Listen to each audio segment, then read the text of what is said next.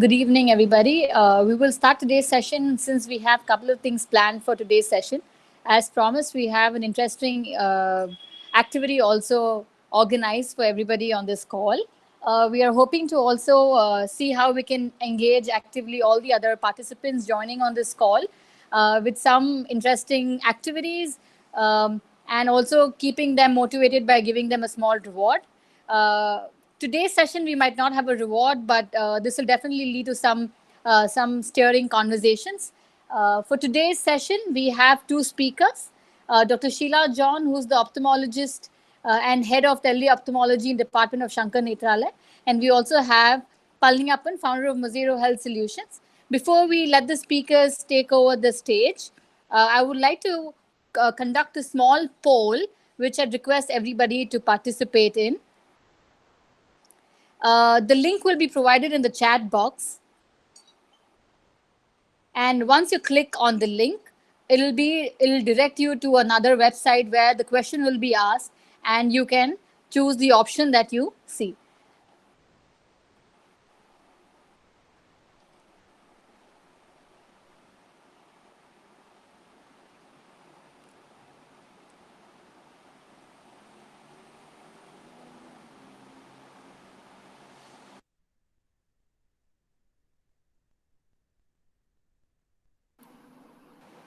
If you can notice that the link has been posted by Archana Balan, you can click on the link to respond. The first question for the poll is, what do you think is the most important quality of an entrepreneur?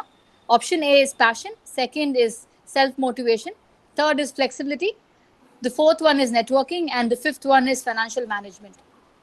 You simply have to click on the link and enter your name to be able to share your poll. We will give you about 10 seconds to do the poll.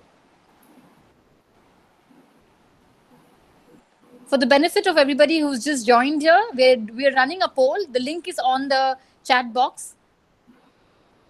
You can just click on the link and it'll direct you to the poll. You have to simply click on the choice that you think is the most suitable or is most fit. This is a real-time poll, so you will also be getting the answers, and we'll be posting the poll answers towards the end of the session. We have gotten a few responses. We're still waiting for a few to respond.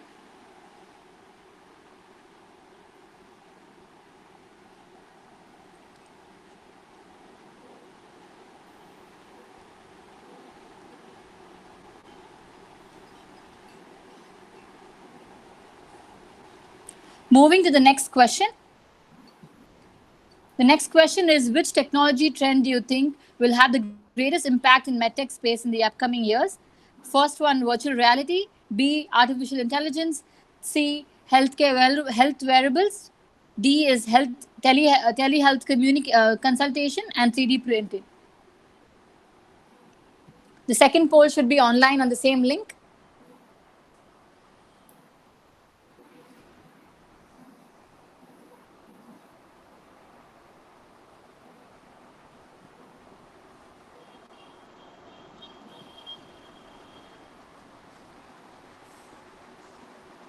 If you have any difficulty, please share your difficulty on the chat box.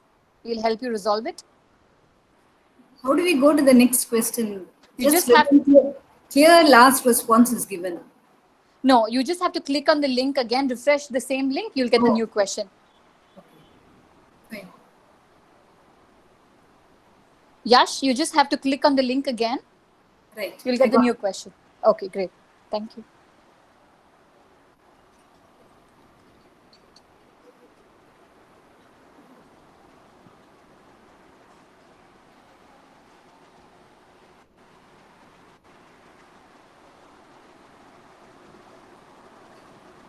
Only the last one is coming. It is saying clear last response. Should I click on the clear last response?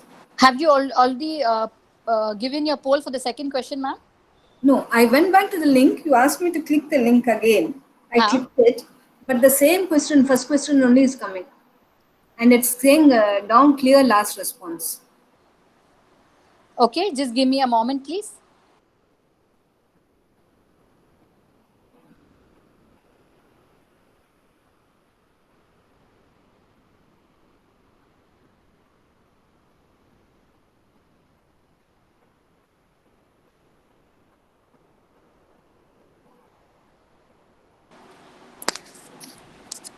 Please try refreshing now. Okay, Just refreshing the same link, or click on the link again. Maybe that'll help. okay.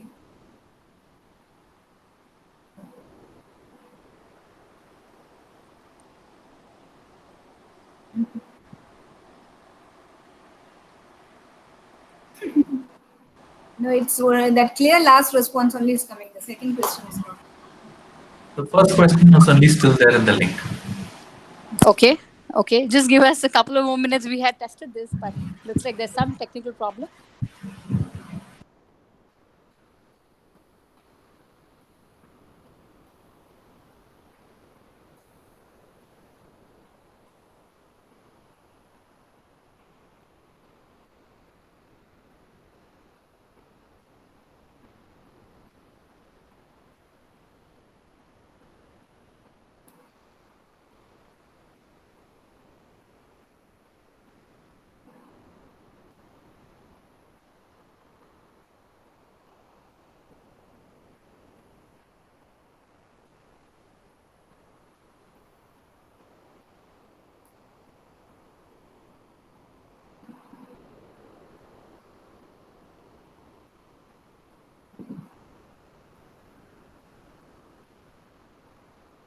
Okay, looks like the poll, there is some problem.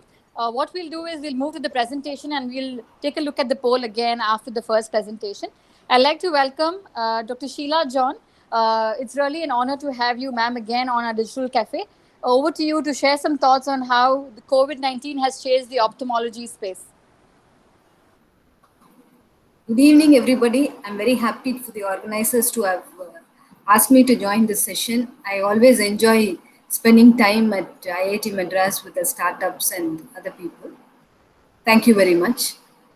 Now, the present situation is with COVID-19, all around what is being insisted is social distancing. And as far as healthcare is concerned, we always had face-to-face confrontation with the doctor and the patient being in the same room. But now, due to COVID-19, either can get infected. So the first thing to be done regarding social distancing, which can be brought in, is telemedicine. So telemedicine is becoming very, very popular in all specialities because it brings the safety of the healthcare workers, whether it is the nurse or the doctor. And for the patient also, it is safe. So that is becoming very, very proper. But only thing is with telemedicine, it is an interdisciplinary forum where the engineering as well as the medicine have to work together because telemedicine platforms have to be created where the doctor and the patient can interact and share. And there again, the legal issues are there, privacy concerns are there, and the safety of the patient's images are there. Now, the government has come forward in March 25th, 2020, to bring in a guideline for telemedicine, which has not happened so far.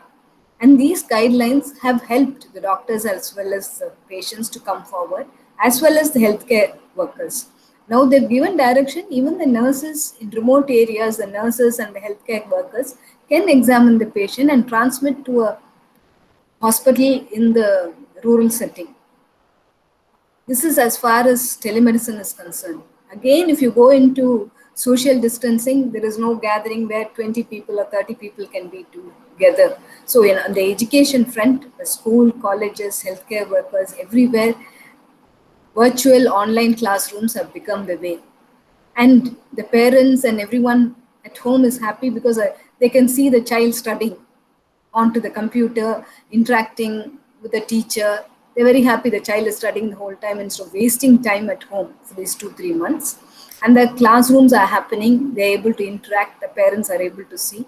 So virtual online classrooms are the key. And I think once these people get used together, the tuitions and which people are going earlier, will go on to virtual classrooms. And virtual classrooms, there are no boundaries. Anybody here can interact with anybody all over the world. And more gaining of knowledge and everything is there.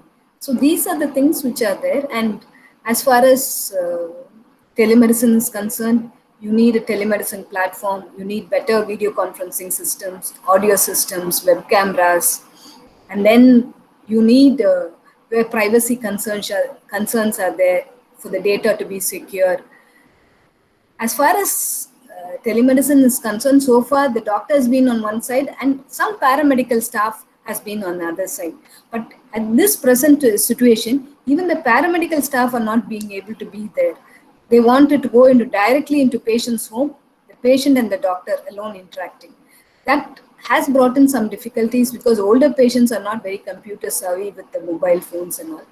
But slowly, I think things will improve and the interaction between the patient and the doctor will become much, much easier. And the home care can be given, especially in conditions where you need remote monitoring, chronic diseases, where they have a lot of comorbidities and the patient is not able to travel.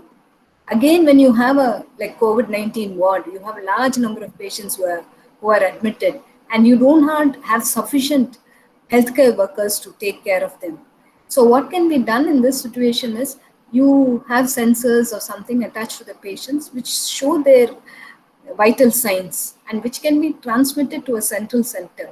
There the person can monitor, and if a patient is becoming bad, immediately they're able to check and go. So these things are a reality which are becoming. I like others also to share their views. Participants, if you might want to share or add to Dr. Sheila's comments.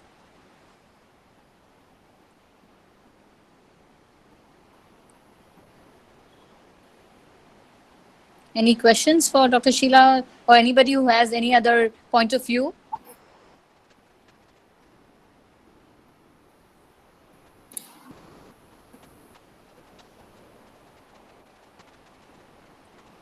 Okay, while we wait, maybe we can go back to the poll. The poll is now ready. I think there was some problem with the link. We'll be posting the link again, and we will start with the second question.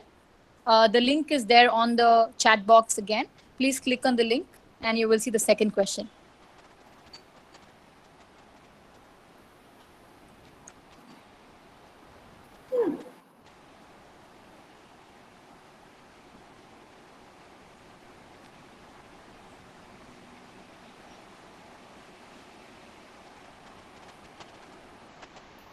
Okay, we're getting responses.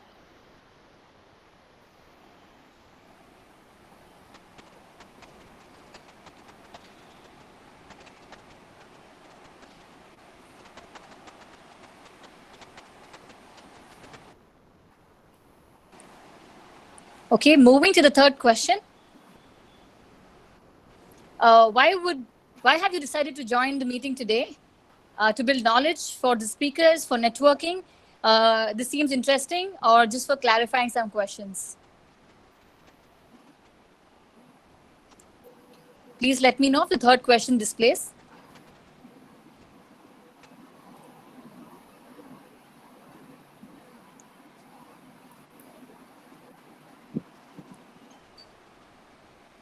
Okay, we are getting responses, which means that yes, the link is working now.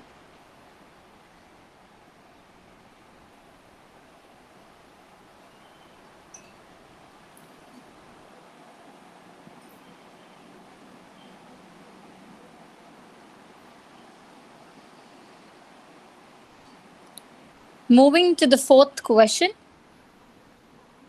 Do you think working from home is more productive? I think Dr. Sheila just mentioned about it, but let's see what others have to say. Yes, strongly agree. No, strongly disagree. And who cares?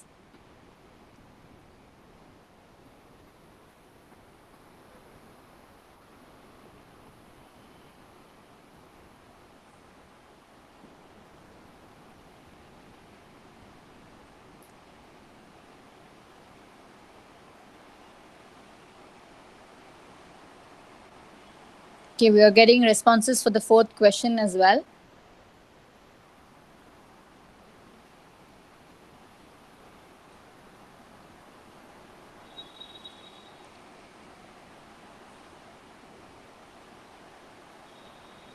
Moving to the next question, the fifth question.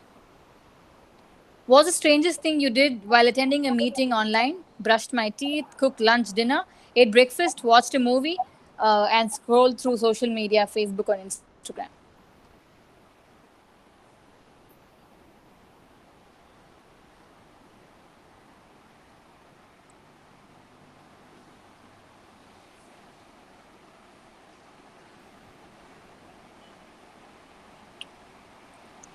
Thank you so much, everybody. Moving on to the next speaker and reserving all the questions for the end. We have Mr. Palniyappan, founder of Muzero Health Solutions. He is working on developing a diabetic management platform, and he's incubated also at IIT Madras. Over to you, Palniyappan. Thank you, Pratisha. Thank you, team, for giving an opportunity to share my views and exchange ideas with the group. Am I audible? Yes, you are audible. Okay. So, I mean, it's quite an interesting topic. Now, as entrepreneurs, a lot of people started working on digital health, but say March 2019, that was probably a kind of a defining moment where healthcare started having a renewed look. And digital health suddenly looks to be the forefront. Sheila ma'am also talked about how things have changed, how people are looking towards telemedicine with social distancing norms, so on and so forth. Now, while telemedicine is one part of the technology chain that's there, which is a very broad spectrum, digital health is also quite a misunderstood term.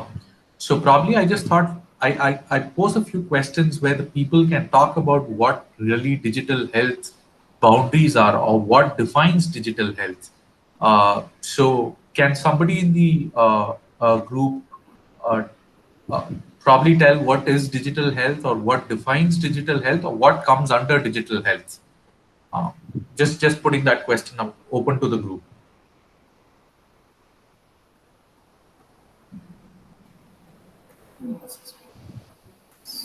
Uh,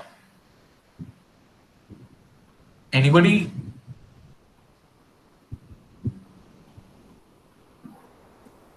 Care delivery through emerging technologies, communication solving a healthcare issue over, over a digital medium. Okay. Any other thoughts? Any other point of views on this?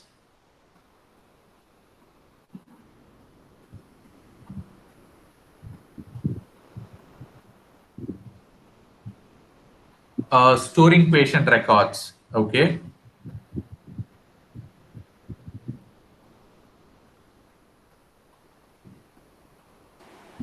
Efficiency of healthcare delivery online. Efficiency of healthcare delivery online.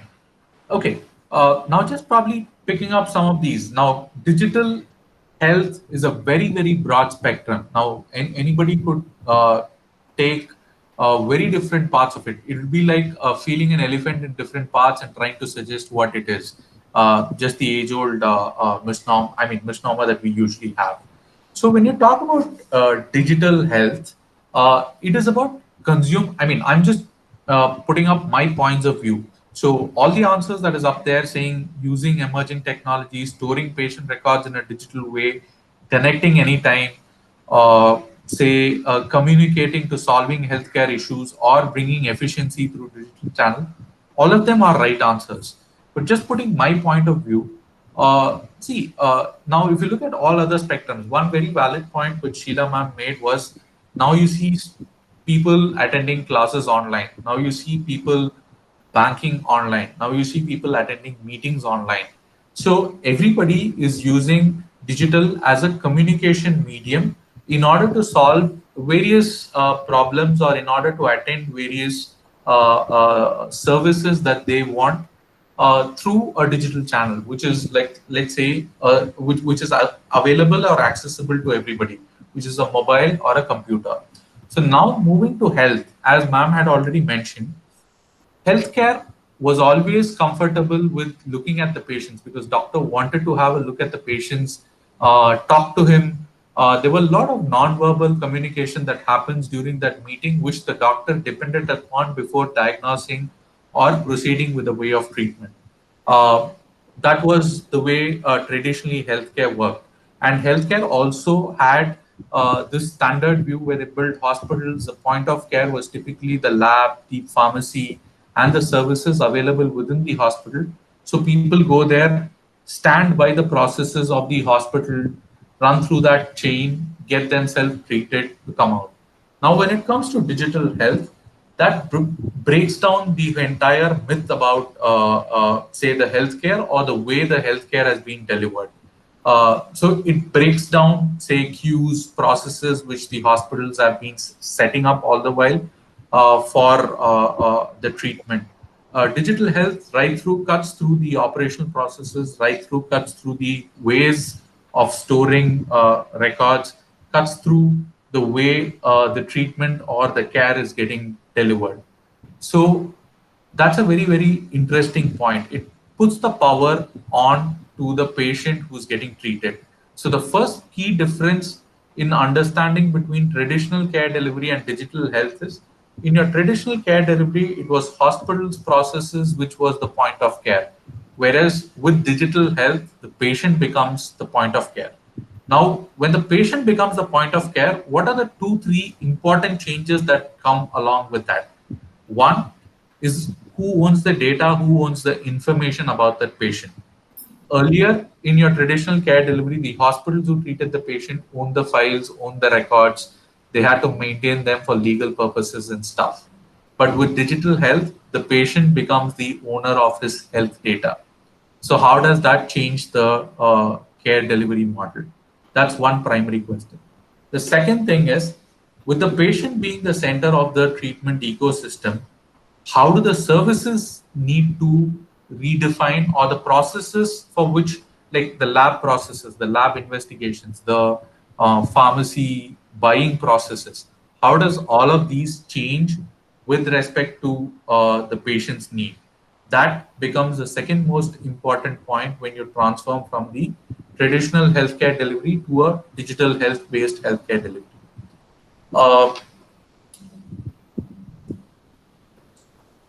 The third thing is also about how the doctors, healthcare professionals, nurses, how they used to work with the patients in order for treating the various, treating the various healthcare needs. Whereas now it becomes an on-delivery care, it becomes connected health, and there's a lot of digital therapeutics that comes into play. So people do not expect the delivery only at the healthcare center. They also expect a continued mode of treatment on a digital channel. So that becomes the third major change. The fourth thing, earlier it was a lot community-based healthcare. Now, when you say community-based healthcare, it was predominantly around the local doctor having the pulse of the local population. So his local expertise adds to a lot of how one medicine worked for somebody else, how it could work for somebody else. So there were community-based rules based on which treatment happened. But right now, with the patient being center and distance no longer being purview, I can have access to the best of doctors, say even 2,000 kilometers away through a digital channel. But then no longer the community-based healthcare treatment rules work for that matter. So there's a lot more personalization that is required during the care delivery. So that's the fourth important point when it comes to the change from traditional healthcare to digital health. And the fourth one is, of course, the access to information. Doctors, professionals now becomes a lot more open and wider. So these were the 4 or 5 points that I broadly wanted to share with the group. Open to your comments, feedback, or thoughts on this, or if you have any additional points to be added. We could take this as an interaction session. So with the COVID-19, what I thought is there is now a renewed focus from the care delivery side also to adopt healthcare. Otherwise, it was always the traditional delivery systems that were there. Now, while adopting digital health, there's a lot of processes that's going to change, a lot of ways in which the treatment ecosystem is going to change. So if you have any thoughts on what are the opportunities, benefits, or challenges in this entire front, open to the discussion with the group. Thank you for the time again.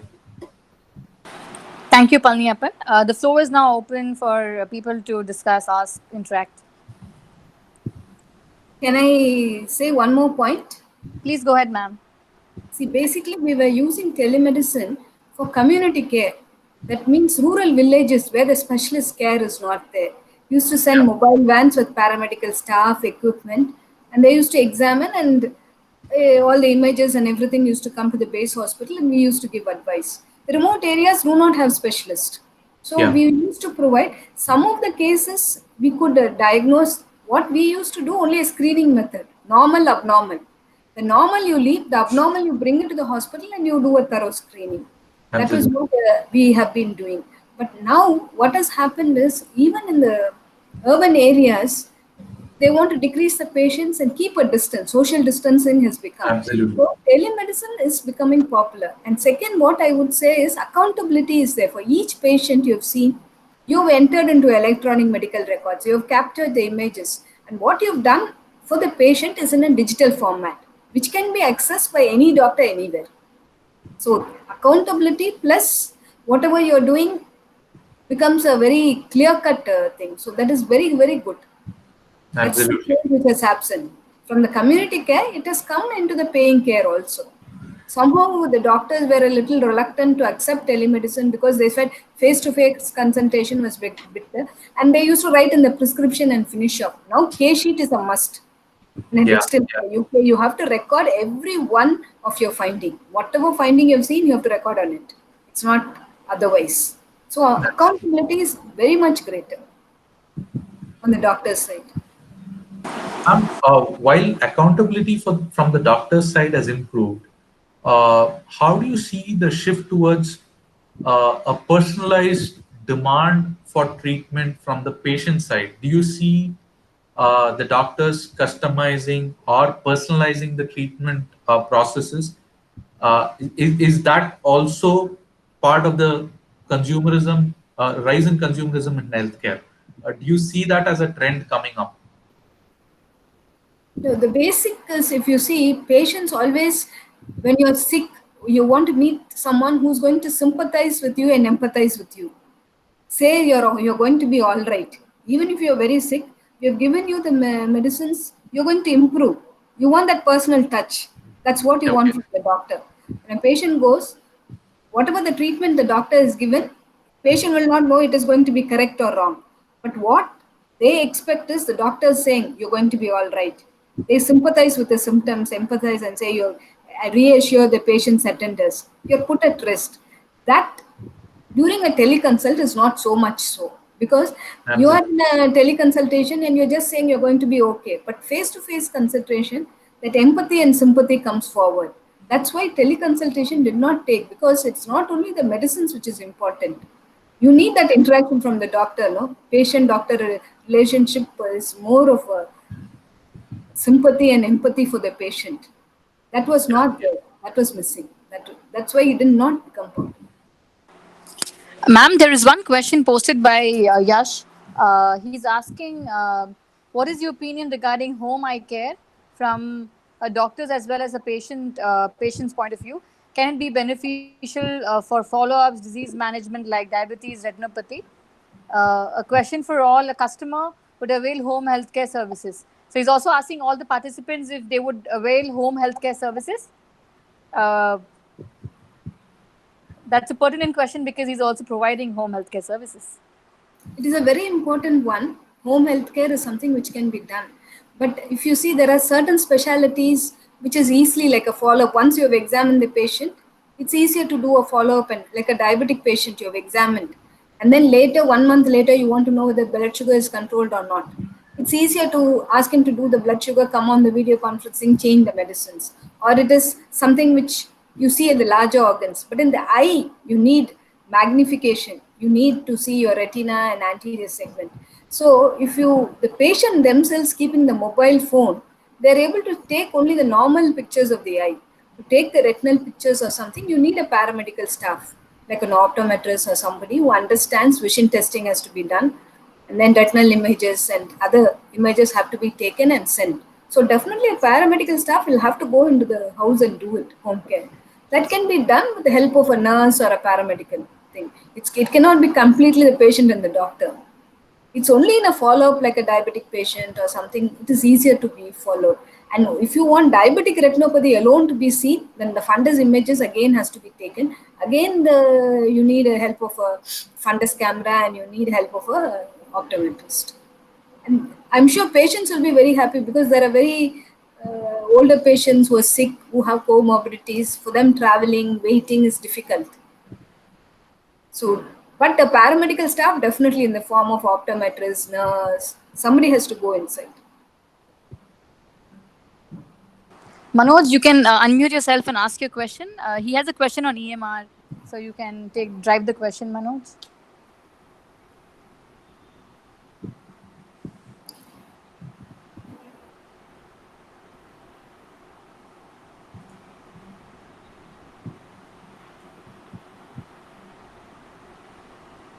Okay, no problem. Let me ask the question on behalf. Electronic medical records adoption is at a nascent stage in India, and EMR is a foundation for digital health, particularly in AI and ML world. Changes in India for EML adoption. What do you think would be the challenges in India for EMR adoption? Obviously, we have to get both the perspective, especially the hospital's perspective is important. So maybe Dr. Sheila can go first, and then we'll also understand from the startup's perspective what are the challenges the startup is facing. Electronic medical records is one of the important documents which we have. Even in the community, when we go into the rural site, to carry case sheets from place to place is not feasible. So we have put in the patient data in electronic medical records. And second thing, when you are adding the images, first visit patient has come, is diabetic retinopathy or fundus image is one. Second visit, when he comes, the changes come in within 6 months, 1 year. It is documented changes. The progress of the disease is there, right? Especially in a chronic disease. And second, when they come back to the hospital, they have a record saying that they've been examined such a village and they had this problem. Third, most important thing is the accountability of the doctor is there. Whatever he has examined, he's put it on paper. Put it in the electronic medical records. And next, if the patient wants to go elsewhere, suppose he's seen in Chennai and he has to go elsewhere and be seen, the doctor there can access these records and know what happened to the patient. Look at the previous, because you need the previous history of the patient. No? That is very, very important. So that has come to stay. And second, now storing of the files, papers and all is difficult. On the electronic system, it's much easier to do it. Of course, the initial investment is there, but on the long run, I think papers are becoming more expensive now. Ma'am, from the startup space, see, there are very few organizations which have very established processes where electronic medical records are maintained. But if you look at Indian healthcare ecosystem, a lot of the, it's a very fragmented ecosystem where most of it is a single standalone clinic or a hospital. Now, for these clinic or hospital, to invest in electronic medical record, say at least if like, there are a lot of startups which come out with EMRs and other stuff where the cost of these EMRs have actually come down. But apart from the cost of the EMR, it is also the effort from the hospital in terms of digitizing the medical records is quite humongous. So unless and until there's some change from the regulatory side or from the payer side, which is insurance, that's only if the insurance penetration becomes greater than a particular percentage in India, there would be a wide prevalent use of EMRs. Otherwise, it's only the forward-looking large organizations where EMRs are needed for handling volumes of patients is where EMR is actually penetrated well. I would like to know your views on that one.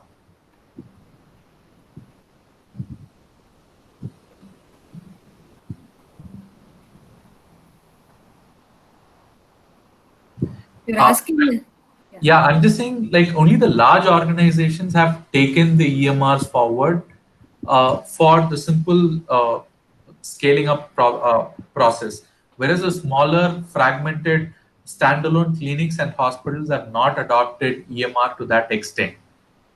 So there is still a challenge out there in Yeah, terms it's of what I would say is in a larger organization like my hospital you take, we have to form an IT department where we have to hire IT professionals and have them there who are going to support our electronic medical records. So the doctor comes in, he starts seeing the patient, and then he opens his electronic medical. He has some difficulty. He's not able to record. At that point of time, somebody has to help the doctor to record, take them through, or it is not opening. There are so many difficulties. Maybe the only thing, if you want smaller organization to do it, because every organization cannot hire 3, 4 IT people to have them in place and help the doctors. absolutely. So what you have to do, you have to have a central system where you have a support system, where you can help each individual person who is there, maybe for a fee, whatever they, like an AMC which is being given, you sell the electronic medical records to them, but the support has to be there. So AMC, you support them for a year and take the doctor through the steps of the electronic medical record, and he will understand what difficulty he is facing, and he will learn from the difficulties how easily he can overcome it also. But within a few weeks, he'll be able to manage everything. Yeah. Okay. Now, that is very, very important. So once he manages, electronic medical records will become an entity, because each one, when they have a small clinic, they cannot support the payment of the IT officials. See, what I would say when we And started even doing, AMCs also are a challenge, given that I've been in the market trying to sell EMRs as well to doctors. Uh, the doctor really comes back with the question, hey, why should I spend this 10,000 or 15,000 a year? What is the return for me in that? So that's a very, very challenging question when you try to push the EMR adoption with the standalone clinics and hospitals. no, and even in a standalone clinic, if you make case sheet a must, they have to enter the patient's finding in it. You are not just giving a prescription. Here in India, you have encouraged doctors just to give a prescription. You go there, he examines you, he doesn't record the findings. If you go to a private practitioner in any clinic, he just examines you. His findings are not recorded. Instead, he gives you a prescription.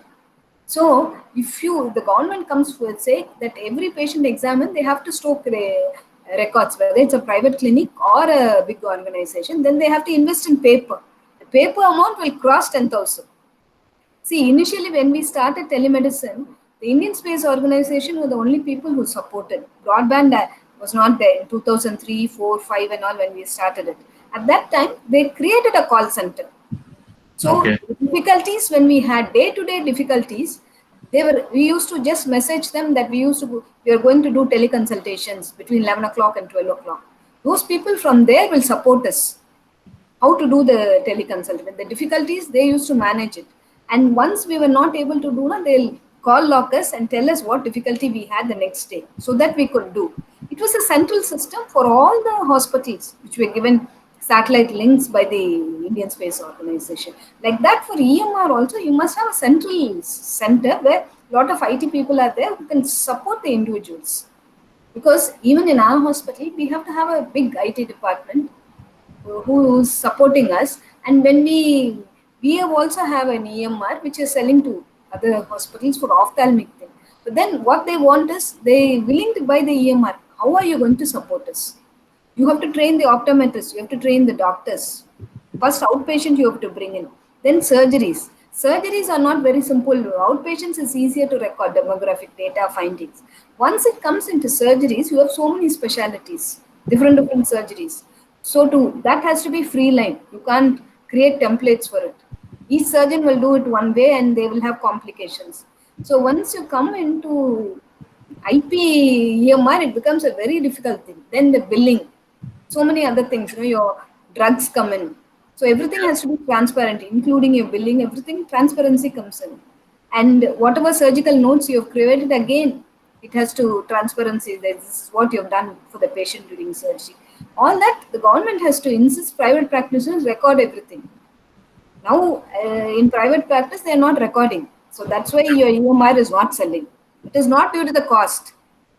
Absolutely. Absolutely. Are they willing to record their OPD findings and inpatient findings? If they come forward to record, then it becomes easier. But again, one problem is the older generation has to be computer savvy to feed in. Yeah. Yeah. The younger generation is too computer savvy on the other end. Ma'am, there's another question from Mr. Nagaraj. Nagaraj, would you like to go ahead and ask your question?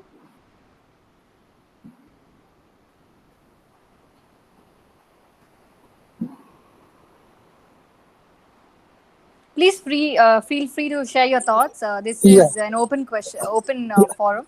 Thanks, Madisha. Nagarajan here. Ma'am, I would like to ask you a question regarding do we have any centralized EMR system so that it will be like a distributive to across all the hospitals? Suppose I am, if a patient, you want to traverse the record of the patient for the past 5 years or 6 years down the lane, where are the treatments taken, so that what should be the next treatment should give for this particular patient. This kind of record tracking of the patient, because the patient would have undergone treatment in multiple hospitals. So do you have any kind of a tracking system with the EMR, so that do government have any kind of a thing mandatory in place, so that it will be like a centralized one, and any hospitals can pull any of the records of the respective patient across various stages of the treatment, so that they can get a much better personalized treatment. Do you have such thing like that, or how we have to go about this to solve this kind of scenario, ma'am? What you are asking me is a very, very ideal situation. What you said, if that can be done, that will be the most ideal situation. There's something which was National Health Portal, which was formed by the government of India, where if you go into the National Health Portal, you get basis of all the diseases, what is the treatment for it, that will be given. Second, what are the doctors who are available in various cities? Suppose you have an emergency, you have entered some city in India, but you're not sure, you landed up in emergency, which doctor do I go? So you put that city, you will get the number of doctors who are available in that particular specialty. All this has been created by the government of India. It is called the National Health Portal. So what they were trying to create is like the Aadhaar card, no, which gives a personal identity to the patient. Along with the Aadhaar card, they wanted to tag the patient's electronic medical records also. But unfortunately, that has met with a lot of resistance from doctors themselves. Because what happens is, again, here each hospital, different specialties are there. Right from your eye to other specialties are there, no? Neuro, cardio, different specialties are there. Each one, the recording of findings are different. Each doctors have to record. And if you find doctors who are above 50, 55, 60, most of them have come into practice in India where only a prescription is given. They have not recorded the patient's findings at all. In larger hospital like us or in a government hospital, a case sheet is created where we have been recording the case. EMR has been implemented for more than 15 years. Earlier, whatever, if older patient comes who has been seen 20 years back, we have scanned the patient's records and inserted into the new electronic medical records, and we can see. Again, here the IT people also have a say. We have done it with Tata Consultancies, ophthalmic EMR, which we are sharing if anybody wants to. They have to purchase it, because what is required is not the purchase of the EMR. We have to support them. Annual maintenance of 1 full year, you have to train the doctors, nurses, optometrists how to record and how to manage the systems. That is one important thing. It's just not selling and buying. Each doctor, each optometrist should know what. And second, rights are given. What a doctor should see, lab technician cannot see. What a nurse has to record, again, lab technician should not see. And then you have the secretary who records the demographic data. She will be able to see only the demographics data. She cannot see the clinical data. Like that, different rights have to be given in an electronic medical record. It's not, the doctor will be able to view everything, demographic details entered by the secretary, your nurse or optometrist entering your clinical findings, then the lab, if you've given some tests, then whatever the lab tests have been done, all that the doctor can see. But each sector will be able to see a certain amount. If the patient's surgery is done, again, the doctors would be able to see, the other people will not be able to see. So rights have to be given for different people. Again, different IT companies have come in. Each company has an electronic medical records created by them, which they are selling. What the government has now come forward is they are trying to do a national repository, creating for telemedicine platforms, EMR and all that. That's whatever is created should have certain features. Like a EMR should have certain privacy issues, legal issues, so that nobody is able to get access to the patient data.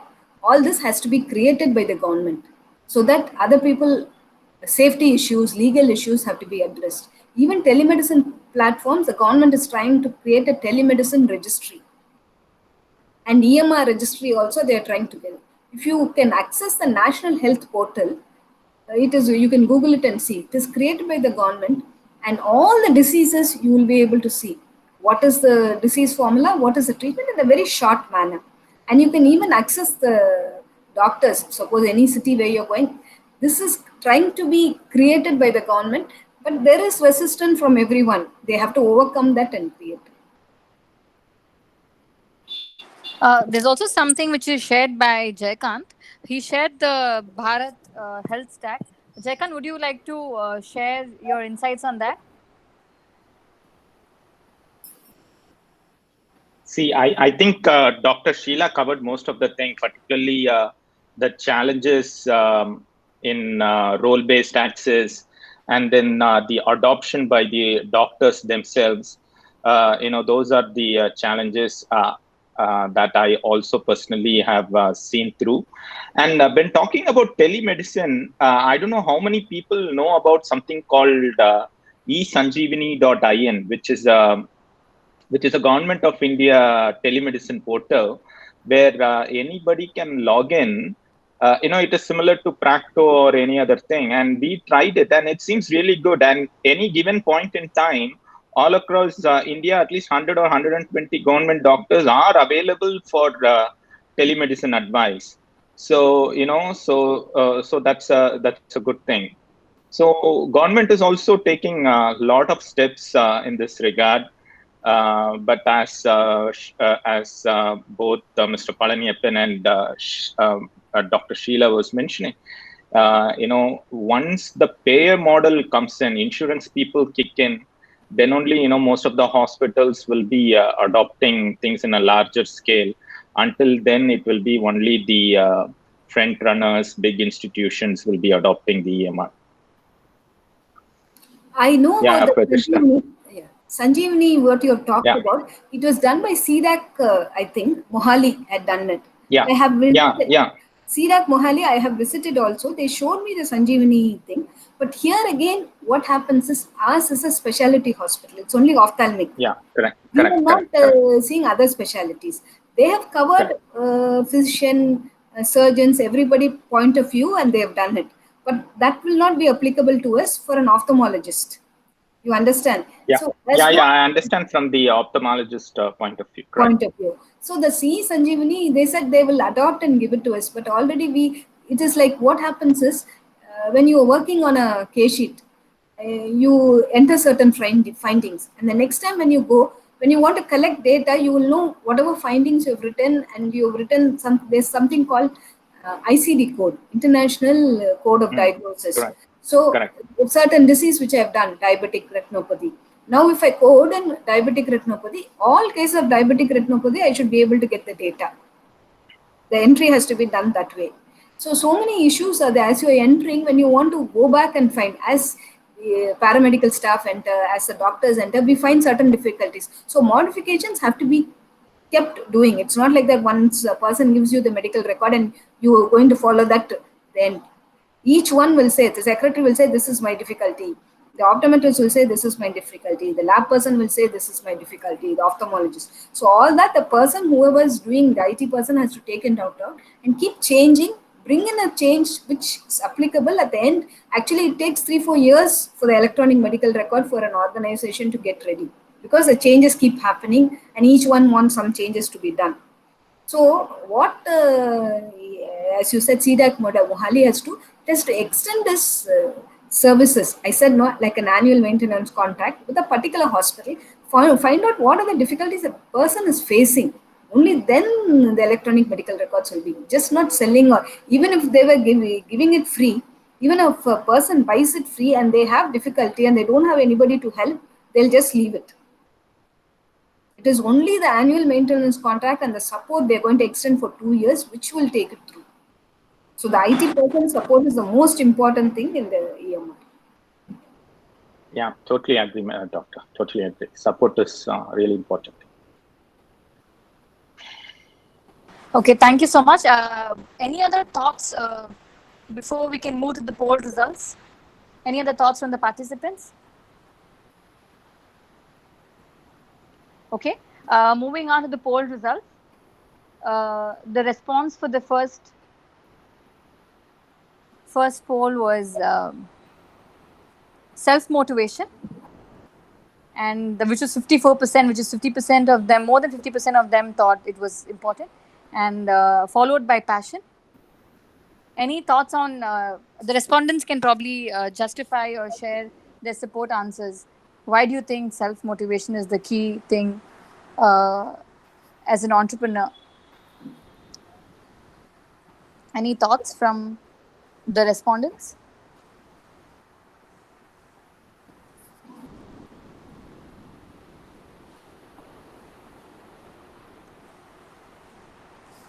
Okay, let's move forward.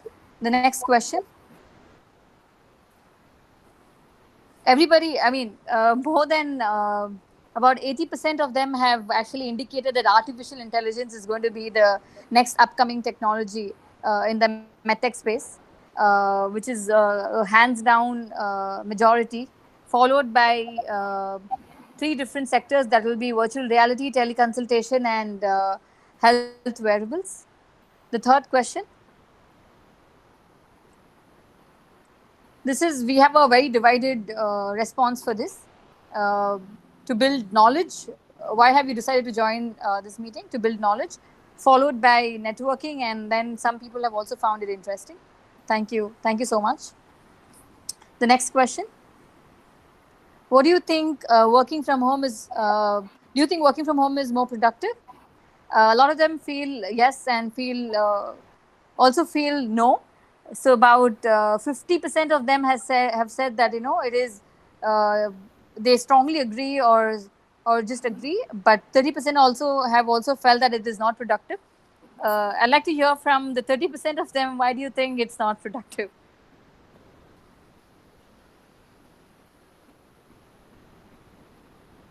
Can we hear some answers on why? What could have been the possible challenges to not make this period productive? See, the only major problem is now if you're working as a team, there are 8-10 people sitting there. It's easier to communicate. There's not many issues because, you make the communication in a desk, everybody hears and all that stuff. Here, everybody is sitting in their own room, doing their work. Communication becomes a big problem. Phone is the only way to communicate, and you can't be in conference calls 24/7. So absolutely it becomes a problem with communication because you think you've told somebody and he's got to communicate with somebody, and finally you're expecting an end result. The chains break in so many places and it's eventually everybody talking to each other in conference calls. Okay. Would you like to share, Palniappan, that how have you managed, because you also lead a large team, how have you managed to make sure that everybody is actually doing their part during the last few weeks? See, now when it comes to the team, you can set some basic processes, protocols. You can have some stand-up meetings in the morning. We can have some end-of-day coordination meetings, and the rest of the time it's going to be who needs who. They're going to call each other and finish up with the work. But when it now comes to phone being the only way of access, there are a lot of hiccups because eventually when you're trying to bring a product out or when you're trying to develop a product out, and there's a sales team that you have to coordinate with, there's a development team that you have to coordinate with, and even within the development team, there's a UI team, there's a front end, there's a back end. Now we need to ensure that those 3 guys talk to each other to ensure that the product comes out the way you want. Now, if those 3 guys don't talk to each other, you communicate to one of them, you communicate to all three of them. Each of them have their own understanding. Each of them kind of get their own understanding of what you try to communicate. And eventually when the product comes up, that's when you'll have to go back, repeat it, and do it. So there are a lot of challenges in work from home. But somewhere the effective communication methods, protocols need to be set in place to reduce this iteration, reduce the amount of waste work that gets done, all of that. Given that everybody is new, everybody is doing 24/7 work from home, I think in a month or two, people will settle down into their own communication problems. Look at so we have weekly 15-day meetings where we say, hey, why did we waste a lot of time? Where is the communication gone wrong? So how do we set protocols for this? Bringing in more systems, bringing in more processes to ensure that we reduce the waste work that gets done because of lack of communication. So that's how we have been trying to stay on top. Okay, thanks, Palniyappan. I think you might want to also talk to Jaykant. He's also figured out some interesting ways how to keep the team afloat while we're all working from home. Moving to the next question. What is the strangest thing you did while attending a meeting online? I was really excited to see the thing. Ate breakfast was 50%, which is not too bad. Followed by scrolling Facebook and Instagram, 40%. And cooking lunch or dinner is 7%. I guess I don't really have to ask for explanation for the fifth question. But before we wrap up, we also have a surprise question. Yash asked how many people would be open to using home healthcare. So we've quickly created a poll for that as well. So you could go back to the same link, or maybe we can post the link again. And let's see what everybody has to say. As a customer, would you like to avail home healthcare services? Yes, no, maybe. The link is already online. You can click on the link to share your answer.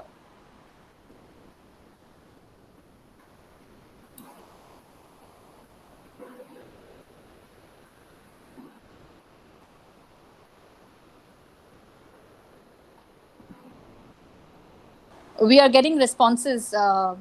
So Yash, maybe you can consider this as your sample survey.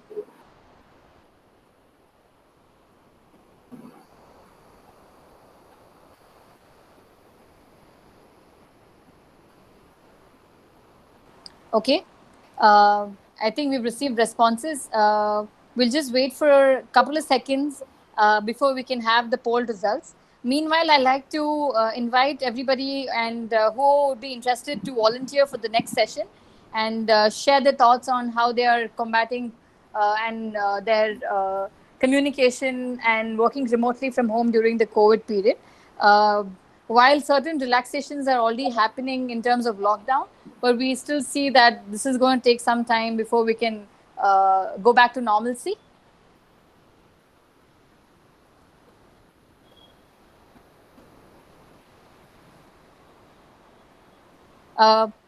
We can have the polls now. The poll result for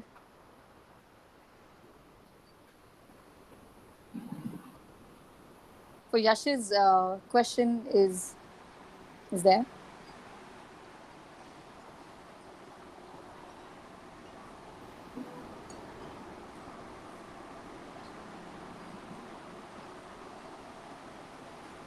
Um, 30% say yes, 35% say yes, 18% say no, and 47% say maybe. So we see a huge amount of people still not convinced about if they will be willing to use home eye care services. Maybe you want to share quick thoughts before we wrap up for today. Quick feedback for this question. People who've told no or maybe.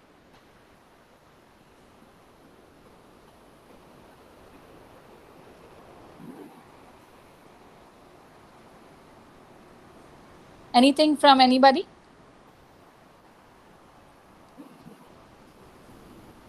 What I would say in healthcare is, as far as a patient is concerned, the most important thing when you come to a face-to-face confrontation in a hospital, clinic, smaller clinics, What they want is easier accessibility to the doctor and a good treatment. The most important thing is the sympathy and empathy from the doctor, saying, you're going to be all right. There's nothing wrong with you. Soon you'll be come. So these are the things which telemedicine we have to bring in. The sympathy and empathy which a face-to-face consultation brings in is lacking in a teleconsultation. And second, of course, for the doctor's point of view, the payment and the insurance, all that. Okay. Thank you. Thank you so much, Doctor, for sharing your thoughts. With this, we'll wrap up today's session. I'd just like to announce that the next week onwards, we will be doing the session at 5 o'clock, 5 to 6. We've moved the session to 5 o'clock because there's another session which is being arranged by BIRAC every Friday at 4 o'clock. So we do not want the startups to also miss out on that particular program. So we've moved our session to 5 to 6. Hoping to see you guys next week. Thank you so much. I'd like to thank the speakers once again, Dr. Sheila, for accepting our invite as always and trying and being there for us. And thank you, Palniappan, for also joining us today and sharing your thoughts. Thank you, everybody. Thank you.